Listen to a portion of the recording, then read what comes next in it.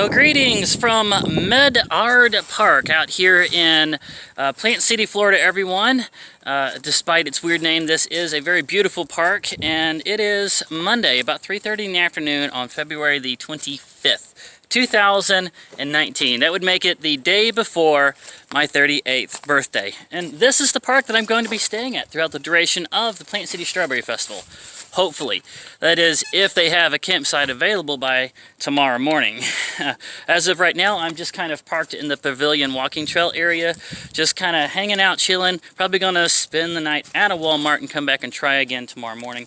But since I got the rest of this afternoon off, I figured, why not go ahead and start recording the video I have promised for you guys tomorrow. And that would be 12 things that I wish I could go back and tell myself when I was a kid, including illustrations. So let's get started. Number one, I would go back and tell myself to be nicer to the smart kids in school. Now, some of you might be wondering, weren't you homeschooled through high school? What are you talking about? Yes, I was homeschooled through high school, but I was in private school through elementary school, and I was in public school through middle school, and then I was homeschooled through high school. So I did all three. And so there was a lot of smart kids in those classes that I was very jealous of, because I saw them as having an easy street, that everything just came easy to them, and they had their own field trips and their elite classes, their college prep classes, and their academic competitions, and it was like they were just on this level above us, and they were just going to be successful, and it was just going to be easy for them. And I was very jealous of that, because I wanted to be that, and it didn't matter how hard I tried, I was never going to be that. I was so jealous. And I can't say that I was mean to the point of like knocking books out of their hands or tripping them or even insulting them. I more or less just kind of gave them the cold shoulder, would give them mean looks from time to time, just totally disassociated myself from them, because I didn't like how easy they had it. I was jealous, very jealous. And I didn't really think there was anything wrong with that. I mean, they have their reward. It's going to be easy for them. Why feel sorry for them? But later in life, I had a girlfriend that was one of those. When she was in school, she was considered one of the gifted. And she had some real horror stories about how it is not easy for them. And in a lot of ways, it's actually harder. Because once you've reached that level where you're considered gifted, you have to maintain it, which means a lot of extra study, and study of material that's harder than everybody else is receiving. So you've got your special classes, and you start to become a performer, where the school kind of starts using you as a representative of what they're able to do. I've even made friends later in life that admitted to me that when they were in middle school and high school, they would purposely get answers wrong on the higher up test, so that they would never kind of reach that score where they would start getting put in the higher classes, because it just becomes so much harder. You kind of start losing your childhood.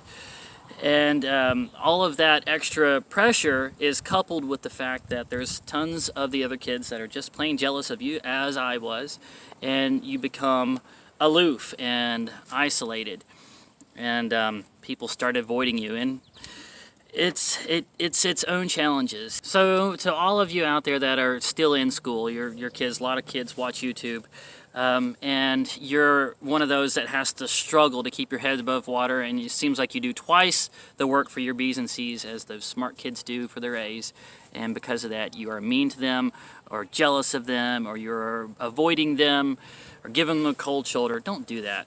Really, don't do that. Go ahead and give them the attaboys and the accolades for those straight A's that they really do have to work for, and just try to be friends with them, and don't do like I did. Don't be mean or icy to the smart kids.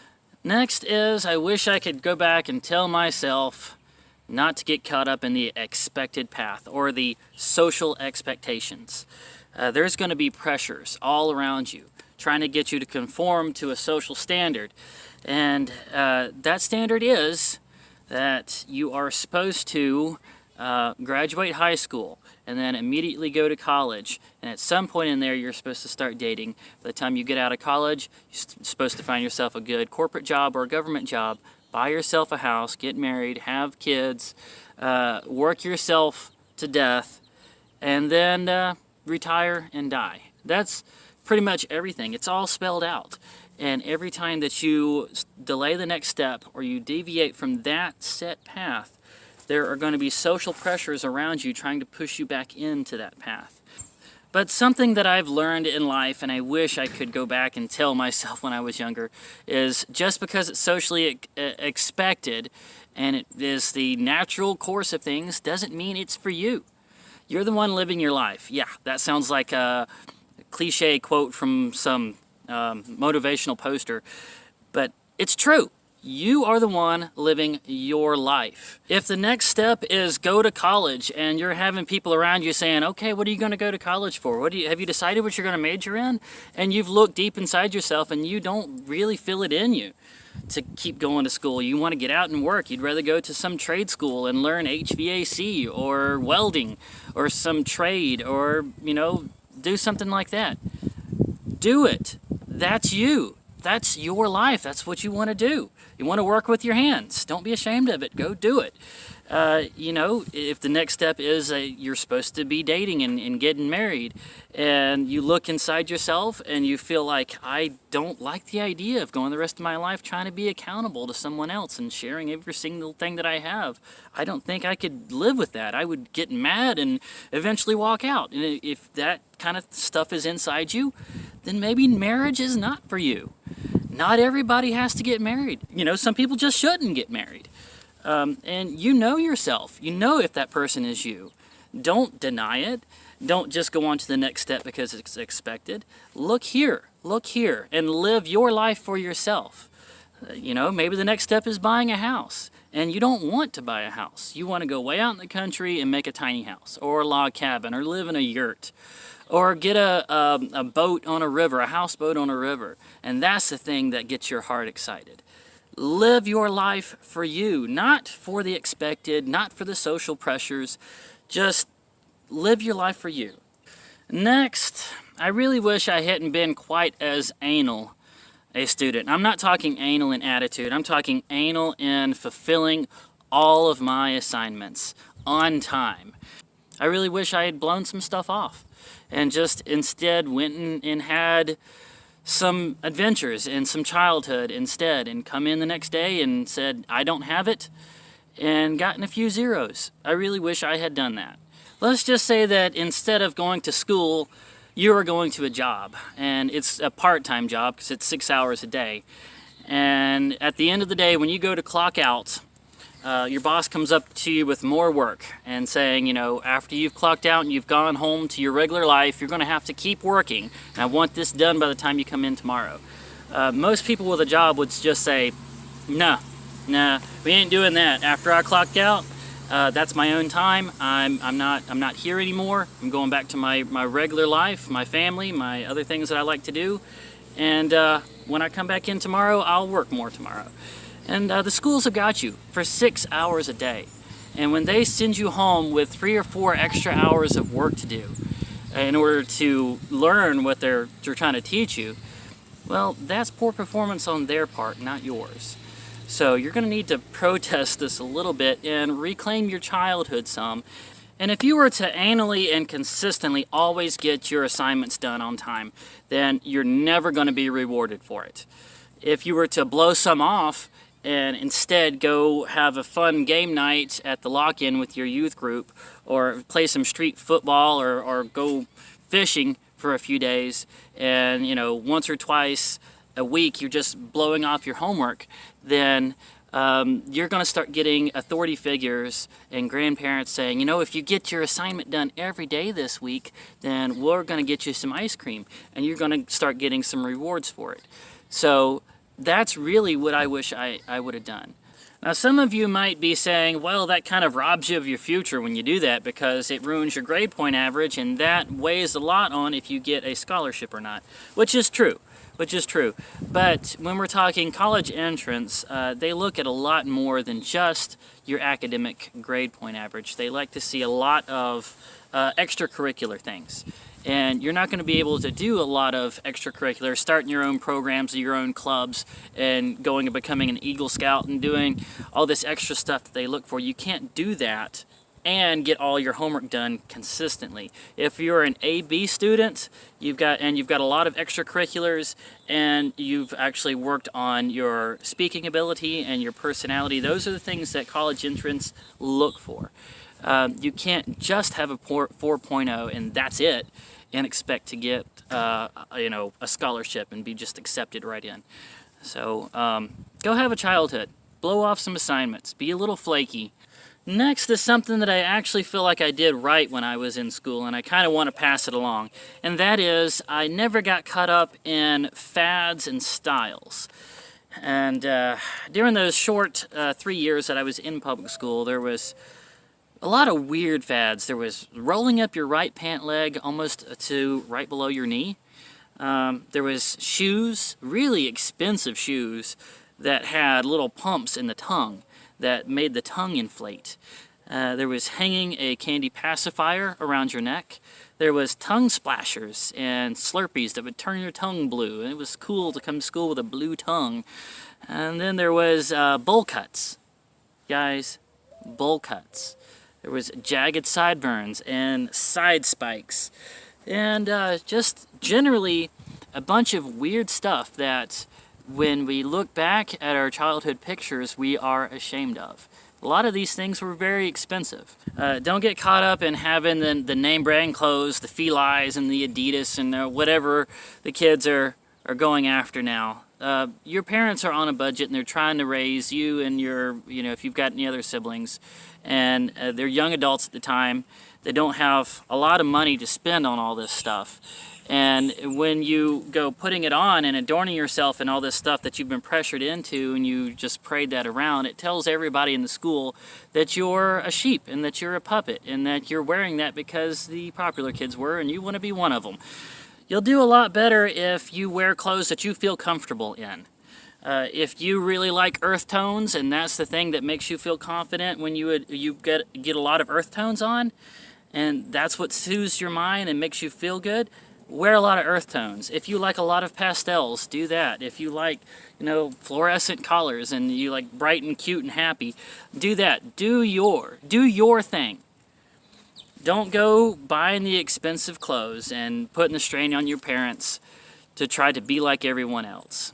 It's not going to help, and those who care don't matter, and those who matter don't care. I know you've probably heard that a bunch of times, but it still holds true. So don't get caught up in styles and fads. Next, if you're actually being bullied, do whatever it takes to make that bullying stop.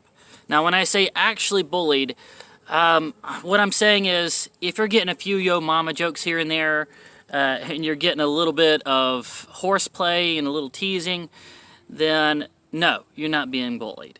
But you know the difference. If you are consistently being targeted by this person and it's being made a spectacle of, and this person is actually physically harming you or doing a lot of verbal abuse, then you need to do whatever it takes to make it stop. Now, I'm not saying go to the extent of doing something that's illegal, but the uncomfortable situation of actually bringing this to light and asking for help and informing a authority figure, all of that uncomfortableness and the messiness of that is nothing compared to the long-term mental effects of just laying back and taking it. The first and easiest thing to do, of course, is to let an authority figure know that this is happening. But if that doesn't help, and you're not believed, or you're in some kind of situation where they can't keep an eye on you consistently, then maybe you have to leave. Maybe you've got to change schools, go to a different youth group or a different scout group or whatever it is. Don't get too attached. It's not a big deal. You'll be able to make more and better friends wherever you're going. Just sometimes it's better to just go and go somewhere else. But if none of that is working, then you might just have to start doing some push-ups and drinking some protein shakes and taking some self-defense classes. That might be a necessary thing. Or you can just start thinking outside the box and find big tough guys that are willing to exchange protection for computer repairs. You know, be creative about it, but don't just sit back and let it keep coming and let it keep happening. Don't do that. A word about actually confronting the bully. Let me let you know a little bit about the mindset of a bully. A lot of times they do not believe what they are doing is wrong. A lot of them come from a very rough background where this is just normal behavior. Sometimes they believe that you deserve it. Sometimes they believe that they are toughening you up. And sometimes they just believe that there's nothing wrong with what they're doing and that it's just fun and games. It's just normal. Whenever you're confronting this bully, just keep these things in mind. And sometimes you have got to put your back against the wall and look this problem dead in the eye and say, this has to stop. This cannot go on. And a lot of bullies do not want a target that is going to fight back. And after you've done that a few times, they will start leaving you alone. The uncomfortableness of actually confronting these bullies is going to last for a little while, and then it will go away. Whereas if you just lay back and take it, it's going to keep happening and keep happening and keep happening. So do whatever it takes to make it stop. Next, and boy, I wish somebody had told me this when I was a kid. If you are straining at your schoolwork and you feel like it might be because you have some kind of learning disability, you think you might have dyslexia or attention deficit disorder or any one of those, do not admit to it. Trust me. Don't let anybody know. If you have to work twice as hard just to keep a mid-level grade point average, then do it. Work twice as hard and keep a mid-level grade point average. But do not tell anyone that you suspect that you have a learning disability. And you're going to have people asking you. There's going to be teachers and counselors, and if you have attentive parents, they're going to ask you. You might even have people at your church asking you, trying to pry in there and find out, are you struggling in school? Do you think you might have a learning disability? But whatever you do, no matter how many times they ask you, just say, I'm doing good. It's no problem at all. I'm great.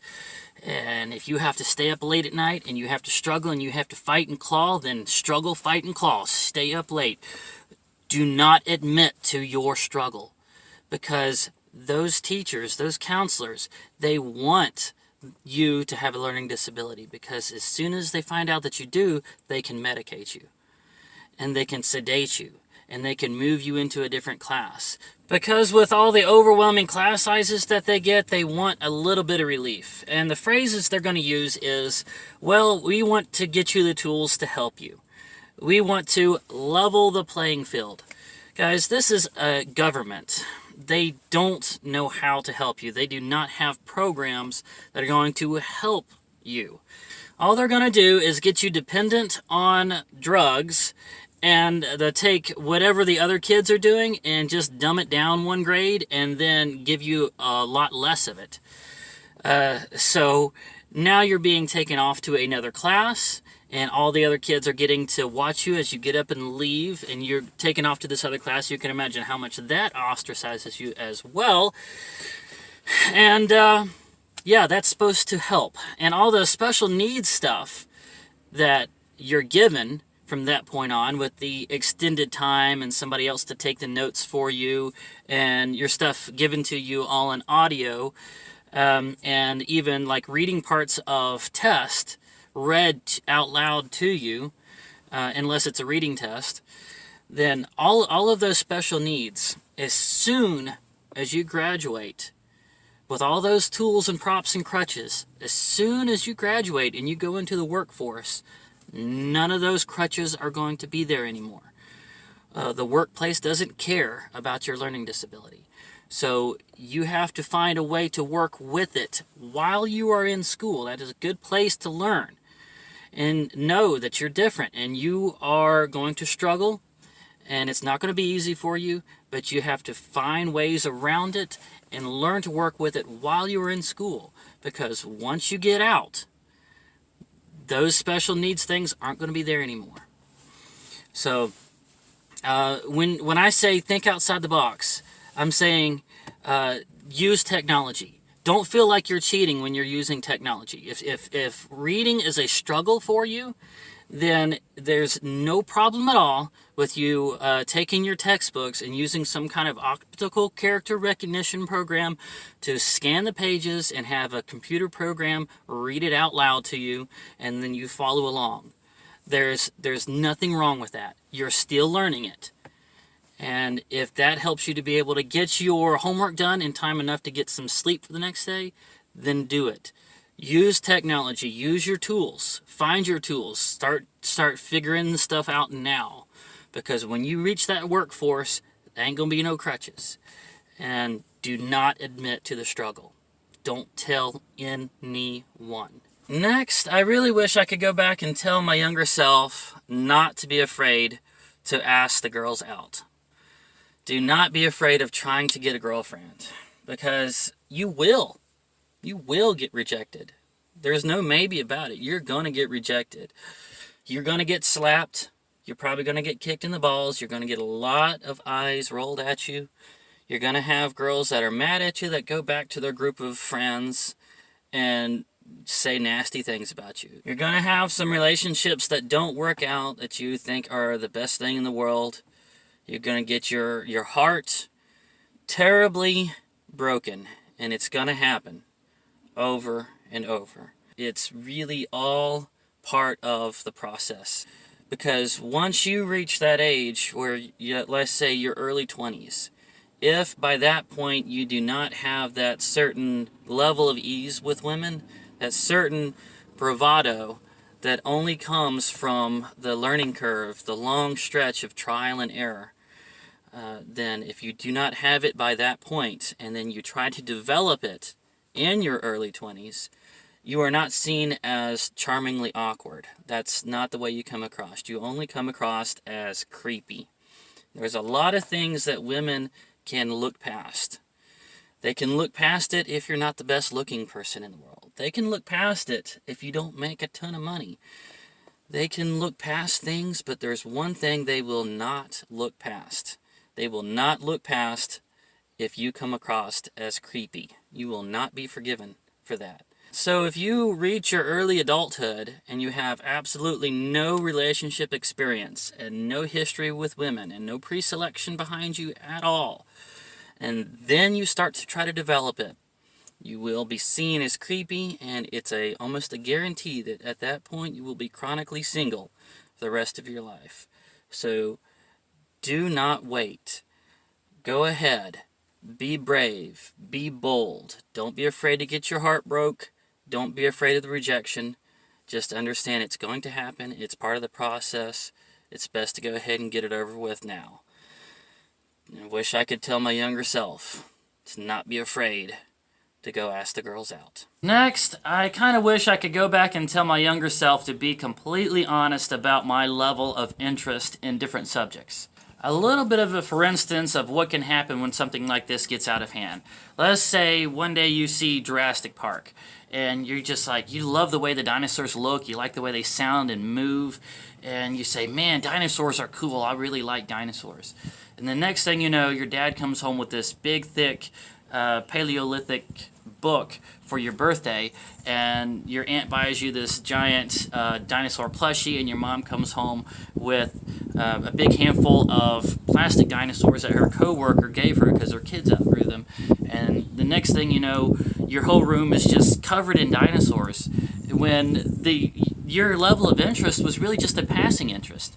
You didn't want to have to spend a bunch of time reading about the different Paleolithic eras and all of this stuff. You just wanted to see more animated movies and cartoons and comics with dinosaurs because you like the way they look. It's just a passing interest. But now you've got all this extra stuff to read, and you have to start pretending like you're really into them because that seems to make people happy. They're giving you all this stuff. They've spent all this money on it. They've given you these gifts, and so now you have to pretend like you're really into it, and you're not. And so right from the beginning, just be completely honest and say, I don't want to have to read about dinosaurs. I just like the way they look. I just want to see more movies. This goes doubly for musical instruments. If you express interest in playing a musical instrument and your parents jump on that and they buy the instrument, that's hundreds of dollars for a good instrument. And then they start giving you lessons for it. And those are usually about $50 a lesson, let's say once a week, so $200 a month. And so you're about a month or two in and you realize, I don't like this. This is not coming to me easy. I don't seem to have a knack for it. I hate practicing it.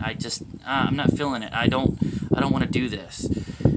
But you don't say anything because they've already invested all that money into it, and you don't want all that to come back for naught. You don't want to disappoint them. But down here that you're just going to quit one day. You don't see this going anywhere. Before they invest more money, just go ahead and say it. Go ahead and rip that Band-Aid off and tell them, guys, I don't really want to play this instrument. I'm sorry. Maybe we can pawn it off and get some of your money back, but this is not going to go anywhere. But I really wish I had told my younger self this, because sometimes when you express interest in something, just let them know early on, this is only a passing interest. This is only a hobby.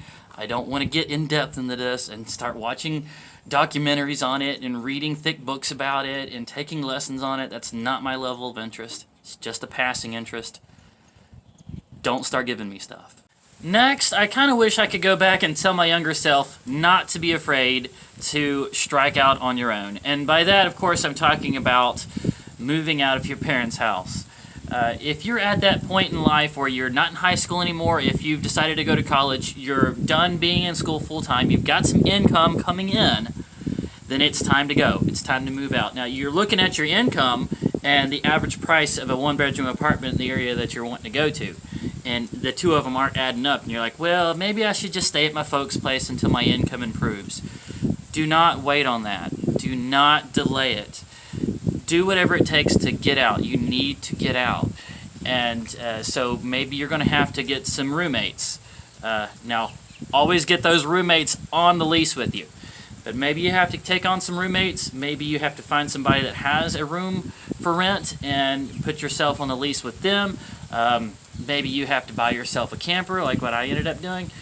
But whatever, just find something that works, something that gets you out there. Because you have to figure out how to stand on your own 2 feet as early as possible. It'll be a sense of pride to you.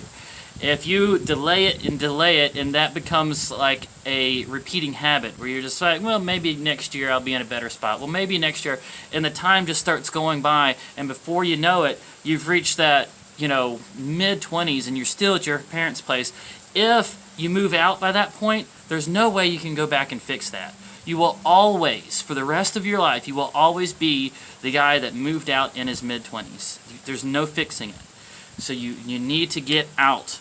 And you're thinking, well, if I got out right now, you're just looking at your money and the chances of things that might happen, and you're like, if I was to leave right now, I might fall right on my face. I might, get evicted for not paying my rent and go hungry because I can't pay for food, and end up being homeless and have to move back in.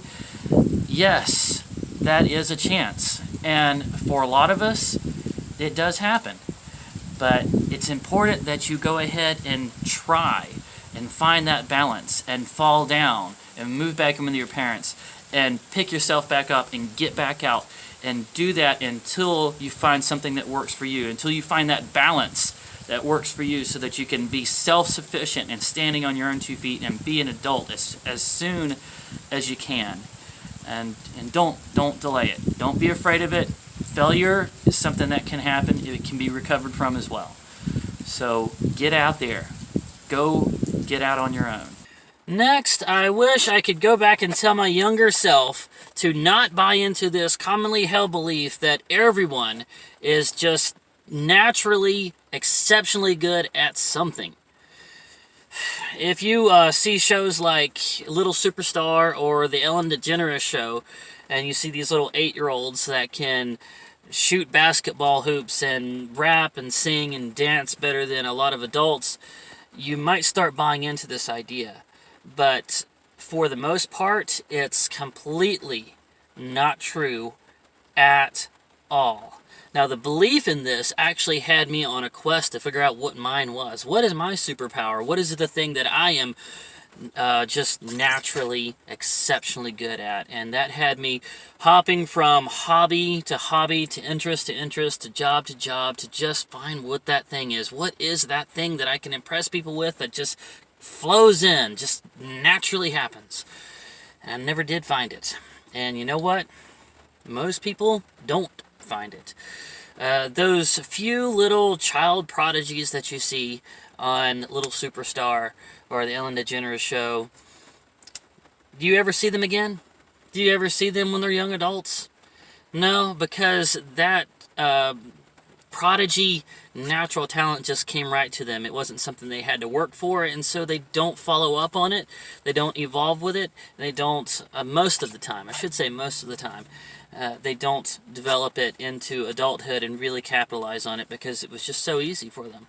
Now, another thing that kind of lends itself to this belief is that once somebody has really buckled down and dedicated themselves to becoming good at something, be it playing an instrument beautifully, writing poetry, making massive cakes, or anything, then once they have really put in the time and put in the effort and dedicated and sacrificed, and now that talent has developed into something they can capitalize and really draw your attention in, at that point, people just say, I do this a lot. They do this a lot whenever I'm drawing caricatures. Did you go to school for that, or was just a natural talent?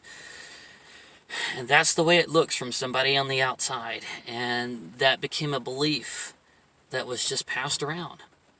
People are just naturally good at some things. Guys, it ain't true. It ain't true. You decide what you are going to be good at. If you want to be a juggler, you're going to do a lot of getting knives stuck through your hand. If you want to be an artist, you're going to be drawing a lot of paper that gets wadded up and thrown away and hope that nobody sees that bad drawing. You're going to go, the estimate is, I think, 2,000 drawings that most artists draw before they draw their first good one. You got to put in the time. You got to put in the effort. That phrase that, oh man, I wish I could do that. I would give anything to be able to do that. A lot of people speaking that line, they don't really mean it. Because if they really knew what it took to become that good at something, they wouldn't be willing to put in that sacrifice.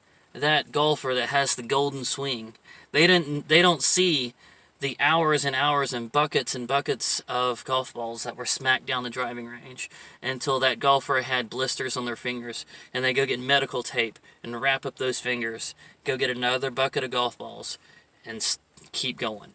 They don't see that. They don't see all of the dedication. But that's what it takes. And it's not a magical gift. Now, don't get me wrong. You do have things that you have a knack for. But that knack does you no good if you don't develop it. If you want to see this in the form of fictional stories, think of it as Dr. Xavier's School for Gifted Children, or Harry Potter, or even Naruto, where these kids come in and that knack is your superpower. That knack is your magical ability or your ninja powers that came to you naturally. But before you can use it, before you can capitalize on it, before you can go out in the world and really do something with this, you've got to go through years of schooling and honing and practice and redefining and dedication. So you're going to have a superpower. You're going to have a knack. You're going to have something that is kind of natural to you, but that doesn't save you from needing to practice and to be dedicated. And you decide what it is you are going to be good at.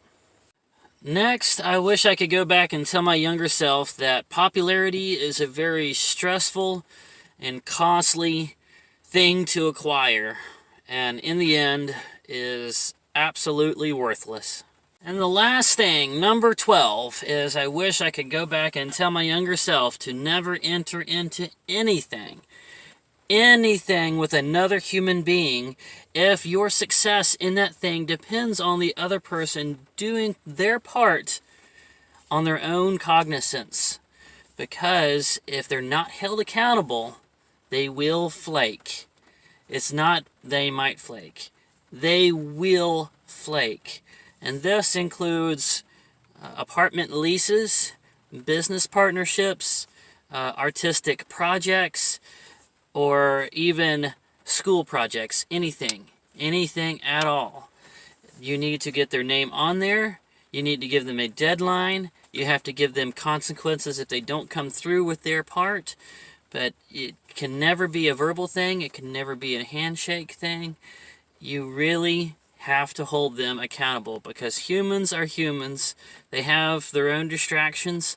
Sometimes their dedication seems really genuine at the beginning and wanes near the middle, and sometimes they just give up at the hard parts of whatever project it is. But you have to make them accountable from the beginning.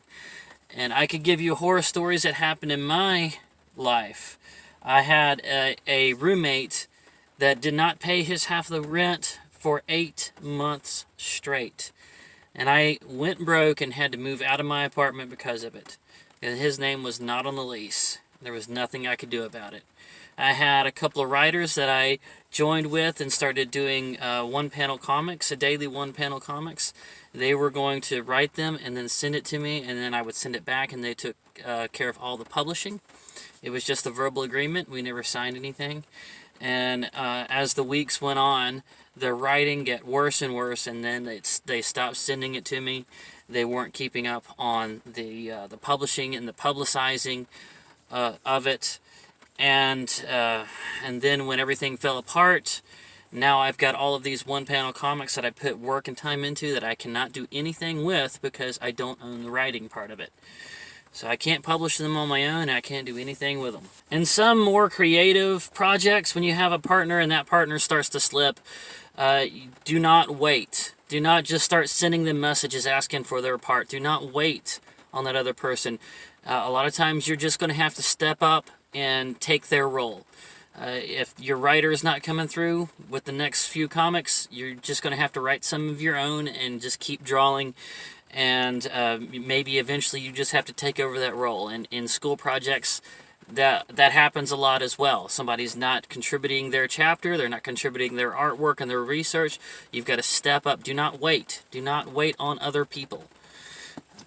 You're going to have to step up and take their role, and then at the end of the project, make sure whoever was over that project knows that you ended up doing 80% of the work. But don't wait, because if you wait, they will bring you down with them. And if you're really thinking about starting your own business, I would encourage you to just go get a simple incorporation and become a sole proprietor of the business. Do not take on a business partner. And this also goes for the type of business. Like when I first started out as a caricature artist, I thought really all I needed to do was just register with a bunch of party planners and a bunch of entertainment agencies, and just wait for the calls to come in. And so I did. I mean, I registered with a bunch of them. And some of them, other caricature artists were telling me, oh, as long as you get on this site and this site and this site, you should be fine. You'll start getting calls. Well, I registered with a bunch of them and then just sat there waiting for the calls to come in. My mistake was I was waiting for another person to come through and give me some work. I put my examples out there, and I thought that was what you were supposed to do. That was the right thing to do. But I was wrong. And I ended up going to just bananas, hot dogs, and ramen noodles for weeks because of that mistake. And that's why I became more of a festival caricature artist, because with festivals, you go out and pound the pavement and find the work yourself. You find the festival, you put in the application, you get accepted in, you go in and you set up, and then you sell it to the people that are walking by. It's a proactive thing. That's the key, guys. You have to find something that's proactive, that you can hustle and you can seek out and you can do and you can make happen on your own without waiting for another person to come through for you. Because anytime that you go to waiting for another person to come through, they're going to fail you, because humans are humans. So just keep that in mind. Never depend on another person to come through for you on their cognizance. They will always fail. Well, guys, that is it. That is all 12. Wow, I did not think this was going to take me 40 minutes to get through all of them. And if I had any sense at all, I would break this into 2 parts. But I ain't going to do that. I promised all 12 today, and so I am delivering all 12 today. And also, let's go ahead and talk about the elephant in the room. I promised an extra pictorial bonus video sometime in the next 7 days if you guys reached 300 subscribers before today, the 26th. And you did it. You guys did it. Somehow, overnight, y'all went out and found an extra 16 subscribers.